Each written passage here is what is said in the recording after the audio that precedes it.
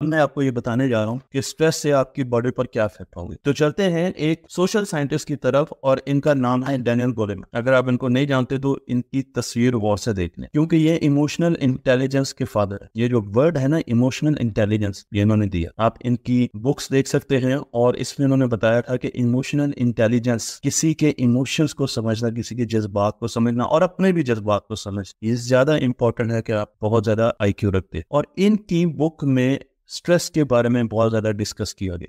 انہوں نے یہ بتایا کہ شارٹ ٹرم سٹریس ہمارے لیے اچھا ہوتا ہے, لیکن اگر آپ کرونک سٹریس میں ہیں اور یا لانگ ٹرم سٹریس میں ہے تو وہ آپ کی باڈی کے لیے اچھا بالکل نہیں ہے. میں آپ کو لے کر چلتا ہوں پرسیوڈ ڈینجر کی طرف. بہت اہم ٹرم ہے انسانوں میں, ایک ٹرم ہے, اور وہ یہ ہے کہ سٹریس انسان کو صرف اس وقت نہیں ہوتا جب وہ خطرہ محسوس کر رہا ہوتا ہے کہ اس کے سامنے ایک گاڑی آ گئی, اس کے سامنے شیر آ گیا, بلکہ جب اس کو یہ احساس ہوتا ہے کہ یہ چیز مستقبل میں خطرہ بن سکتی. یعنی خطرہ ابھی آیا نہیں اس کی طرف, لیکن اگر وہ سوچ رہا ہے کہ یہ چیز ایسے ہوئی, آج میرے باس نے مجھے یہ جملہ کہا, اس کا مطلب ہے کہ میرے باس میرے بارے میں اس طرح سوچا, اس کا مطلب یہ ہے کہ میرا ان کے سامنے امیج ٹھیک نہیں ہے, اس کا مطلب یہ ہے کہ آگے جو ٹریننگ آ رہی ہے اس پر وہ مجھے نہیں بھیجیں گے, اگر میں وہاں پر نہیں جاؤں گا تو پھر کوئی اور جائے گا, پھر وہ کون ہوگا, وہ میرا فلاں کولیگ ہوگا. اور آپ آہستہ آہستہ پرسیوڈ ڈینجر, وہ خطرہ جو آپ کے سامنے آیا نہیں لیکن جو آپ سوچ کے ساتھ بنا رہے ہیں, اس سے بھی آپ کے سرکٹ سٹریس کا ایکٹیویٹ ہو جاتا ہے. پرسیو ڈینجر کی ایک بہت بڑی مثال کووڈ میں, جب لوگوں کو کووڈ ہوا نہیں لیکن بہت سے لوگ اس سٹریس میں چلے گئے کہ کہیں کووڈ ہو نہ چاہے, یا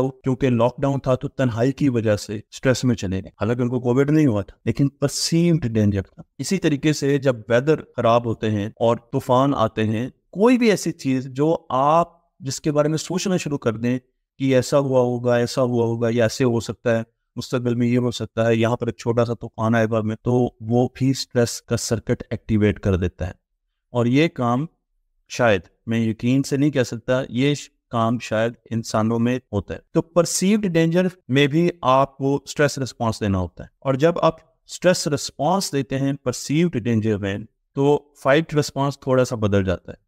اب فائٹ رسپانس میں آپ مد مقابل کو اوور پاور کرنا چاہتے ہیں, اس کا کنٹرول لینا چاہتے ہیں. یعنی آپ نے لفظ سنا ہوگا مائکرو مینجمنٹ کرنا چاہتے ہیں, آپ اس سے کنٹرول لینا چاہتے ہیں, اس کو مختلف چیزوں سے جتانا چاہتے ہیں کہ میں باس ہوں, میں پاورفل ہوں. یا دوست ہے تو اس کو مختلف طریقوں سے آپ جتانا چاہتے ہیں. تو فائٹ رسپانس اس میں انسان کا بدل جاتا ہے اوور پاورنگ ادرس, اور اس کے ساتھ ہم کنٹرول اپنے پاس لے کر, اور دوسروں کا کنٹرول, اپنا کنٹرول تو اپنے پاس ہی ہونا چاہیے, لیکن دوسروں کا کنٹرول اپنے پاس لے کر دوسروں کو کنٹرول لیس کرتے ہیں, ان کی وقت نہیں رکھتے. ان کو احساس ہوتا ہے کہ میں نے تو کچھ کرنا ہے, جو ڈیسیژن کرنا ہے وہ تو انہوں نے کرنا. پھر اسی طریقے سے فلائٹ رسپانس آتا ہے. فلائٹ رسپانس میں ہمارے پاس ایسے لوگ ہوتے ہیں جو کہیں گے پہلے تم مارو, وہ کہے گا پہلے تم مارو, دونوں کہتے رہیں گے لیکن مارے گا کوئی نہیں, دونوں اندر سے ڈرے ہوئے. تو ایسے لوگ جو فلائٹ رسپانس میں چلے جاتے ہیں, جب کوئی فیئر آتا ہے, لڑائی سے اجتناب کرتے ہیں, لڑنے سے اجتناب کرتے ہیں, یا وہاں سے راہ فرار اختیار کر لیتے ہیں. اور تیسرا ہے فریز رسپانس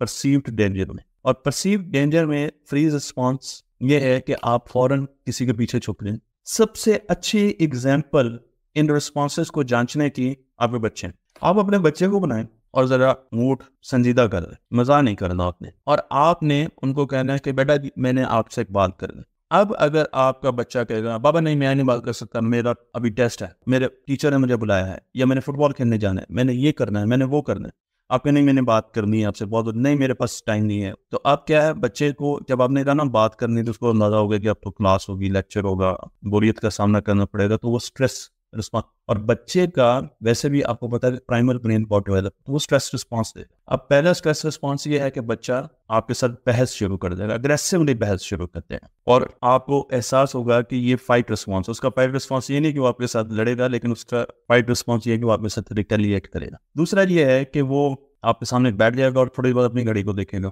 پھر وہ کبھی کلاک کو دیکھے گا. میں عموماً بچوں کے ساتھ جب بات کرتا ہوں تو وہ کلاک کی طرف دیکھتے ہیں, تو مجھے اندازہ ہو جاتا ہے کہ اب یہ فلائٹ رسپانس میں بھاگنے کے چکروں میں دروازے کی طرف دیکھے گا, وہ دروازے کی طرف دیکھ رہا ہوگا کہ میں کس وقت یہاں سے نہیں. اور تیسرا یہ ہے کہ اگر آپ کچھ زیادہ غصے میں ہیں اور وہ سہم جائے گا, وہ نہ ہاں کرے گا نہ کرے گا, وہ صرف آپ کو دیکھتا رہے گا اور آپ کی بات سنتا رہے گا. تو بچوں میں آپ یہ رسپانسز بڑے آرام سے دیکھ بھی سکتے ہیں اور ان کو آئیڈینٹیفائی بھی کر سکتے ہیں کہ اس وقت آپ کا بچہ کس رسپانس میں ہے.